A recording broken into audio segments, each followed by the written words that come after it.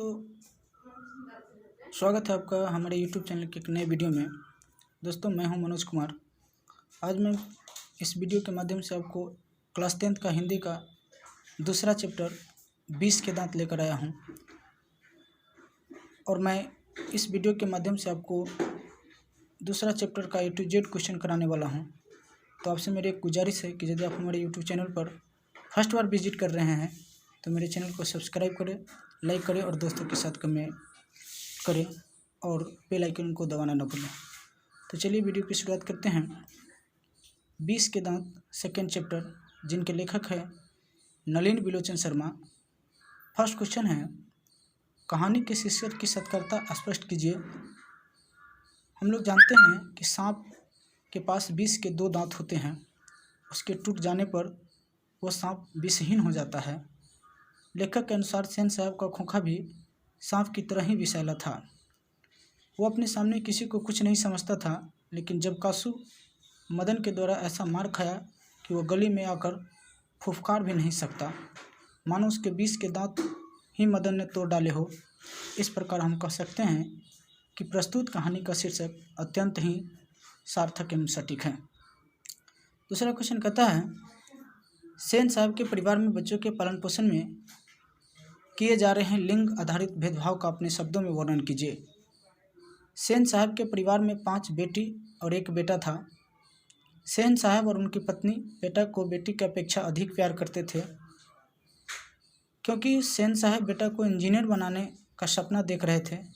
बेटी को तो सेन साहब अपने हाथ की कठपुतली ही मानते थे।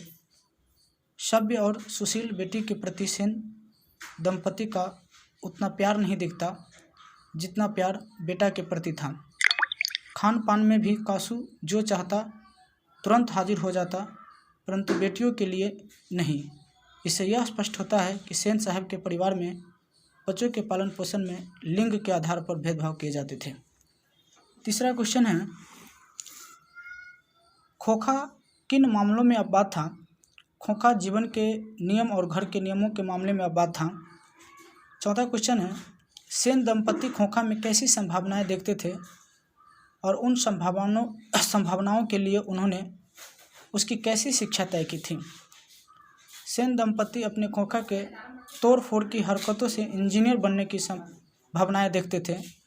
उनकी संभावनाओं के लिए उन्होंने उसकी शिक्षा के लिए बढ़े मिस्त्री को बुलाकर ठोक ठाक सिखाने के लिए तय की थी। अगला क्वेश्चन है, सप्रसंग व्याख्या कीजिए। लड़कियां क्या है, कठपुतलियां है और उसके माता पिता को इस बात का गर्व है। प्रस्तुत पंक्ति नलिन बिलोचन शर्मा द्वारा रचित 20 के दांत शीर्षक कहानी से संकलित है। सेन दंपति की 5 लड़कियां अत्यंत सुशील, सभ्य और अनुशासित हैं। इस पंक्ति के माध्यम से लेखक ने इस बात की पुष्टि की है कि 5 लड़कियां माता पिता के कथनानुसार उनके इशारे पर चलने वाली है। इसी कारण सेन दंपति को अपनी लड़कियों पर गर्व है। अगला क्वेश्चन है, खोखा के दुर्लभ स्वभाव के अनुसार ही सेनों ने सिद्धांतों को भी बदल लिया था। प्रस्तुत पंक्ति नलिन बिलोचन शर्मा द्वारा रचित 20 के दांत शीर्षक कहानी से संकलित है। इस पंक्ति के माध्यम से कहानीकार ने सेन दंपति के लाड़ प्यार से बिगड़ा हुआ एकमात्र पुत्र के पक्ष में कहा है कि सेन दंपति अपने पुत्र को इंजीनियर बनाना चाहते थे, क्योंकि खोखा को तोड़ फोड़ में अधिक आनंद मिलता था। इसलिए खोखा के दुर्लभ स्वभाव के अनुसार ही सेनों ने सिद्धांतों को ही बदल लिया था। अगला क्वेश्चन है, ऐसे ही लड़के आगे चलकर गुंडे, चोर और डाकू बनते हैं। प्रस्तुत पंक्ति नलिन बिलोचन शर्मा द्वारा रचित 20 के दांत शीर्षक कहानी से संकलित है। प्रस्तुत पंक्ति के माध्यम से कहानीकार यह स्पष्ट करते हैं। प्रस्तुत पंक्ति नलिन बिलोचन शर्मा द्वारा रचित 20 के दांत शीर्षक कहानी से संकलित है। प्रस्तुत पंक्ति के माध्यम से कहानीकार यह स्पष्ट करते हैं कि जब मदन सेन साहब की गाड़ी छूना चाह रहा था, तो ड्राइवर और मदन की मां में बकझक सुनकर सेन साहब बाहर निकलकर मदन के पिता गिरधर लाल को बुलाकर कहा, देखो गिरधर लाल, आजकल मदन बहुत बदमाश हो गया है। क्योंकि वह गाड़ी भी गंदा किया, साथ ही साथ ड्राइवर को मारने के लिए भी दौड़ा। इस पर सेन साहब कहते हैं, ऐसे ही लड़के आगे चलकर गुंडे, चोर और डाकू बनते हैं। अगला क्वेश्चन है, हंस कौवे की जमात में शामिल होने के लिए ललक गया। प्रस्तुत पंक्ति नलिन बिलोचन शर्मा द्वारा 20 के दांत शीर्षक कहानी से संकलित है। कहानी में मदन गली के बच्चों के साथ लट्टू नचा रहा है। सेन साहब का खोखा भी वहां आ गया। लट्टू को नाचते देख उसका मन भी मचल गया।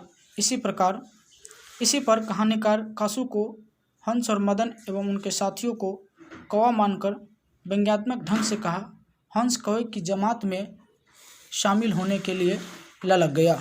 अगला क्वेश्चन है, सेन साहब के और उनके मित्रों के बीच क्या बातचीत हुई और पत्रकार मित्र ने उन्हें किस तरह उत्तर दिया। एक दिन सेन साहब के ड्राइंग रूम में सेन साहब, उनके कुछ मित्रगण और एक पत्रकार मित्र आपस में बातचीत कर रहे थे कि किसका बेटा क्या कर रहा है, आगे क्या पढ़ेगा। सेन साहब तो बिना पूछे ही अपने खोखा को इंजीनियर बनाने की बात कह डाली। जब पत्रकार मित्र से पूछा गया तो उन्होंने कहा, मैं चाहता हूँ मेरा बेटा जेंटिलमैन जरूर बने और जो कुछ बने उसका काम है, उसे पूरी आज़ादी रहेगी। नेक्स्ट है, मदन और ड्राइवर के बीच के विवाद के द्वारा कहानीकार क्या बताना चाहता है। मदन और ड्राइवर के बीच के विवाद के द्वारा कहानीकार यह बताना चाहता है कि जनसाधारण भी वैसा ही हो जाता है जैसा उसकी संगति होता है। ड्राइवर सेन साहब का नमक खाता है, इसलिए खोखा की बदमाशी को नज़रअंदाज कर देता है, लेकिन जब दूसरा बच्चा गाड़ी छूना चाहता है तो उसको धकेल देता है, उल्टे उस पर गलत आरोप लगा देता है। नेक्स्ट क्वेश्चन है, कासू और मदन के बीच झगड़े का कारण क्या था।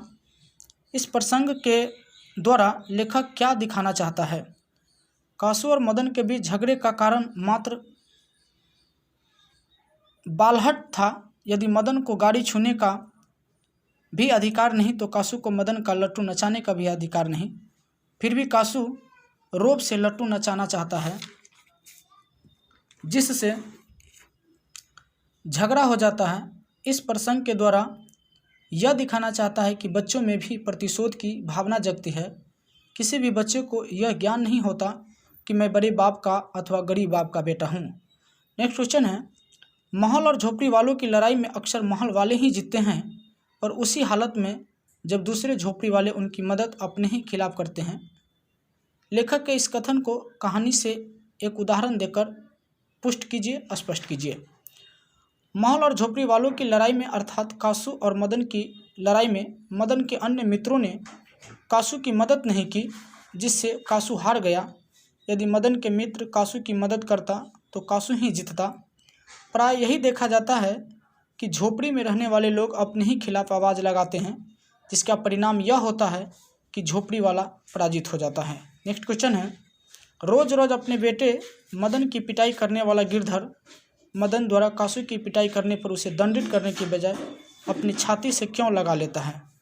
रोज रोज अपने बेटे मदन की पिटाई करने वाला गिरधर मदन द्वारा कासू की पिटाई करने पर दंडित न कर उसको अपनी छाती से लगा लिया, क्योंकि सेन साहब ने गिरधर को बेवजह नौकरी से निकाला तथा घर खाली करने का आदेश दिया, जो गिरधर के लिए अन्याय था। गलती कासू ने किया, दंड कासू को मिला।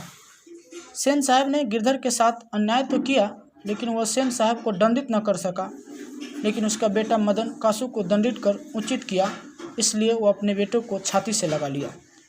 आपकी दृष्टि में कहानी का नायक कौन है? तर्कपूर्ण उत्तर दे। हमारी दृष्टि में कहानी का नायक कासू है, क्योंकि सेन दंपति कासू के प्रति संभावनाएं संयोगी हुए हैं। कासू के कारण ही सेन साहब के गाड़ी की बत्ती टूटती है तथा निर्दोष गिरधर की नौकरी समाप्त हो जाती है। कासू के स्वभाव के कारण ही सेन परिवार की पुत्रियों के लिए उस परिवार में कोई जगह नहीं है। कासू के ही दांत भी टूटते हैं, जिसे विष के दांत की संज्ञा दी गई है। तो इस प्रकार से दूसरा चैप्टर भी आप लोगों का समाप्त हुआ। फिर हम मिलेंगे अगली वीडियो में, तब तक के लिए जय हिंद, जय भारत।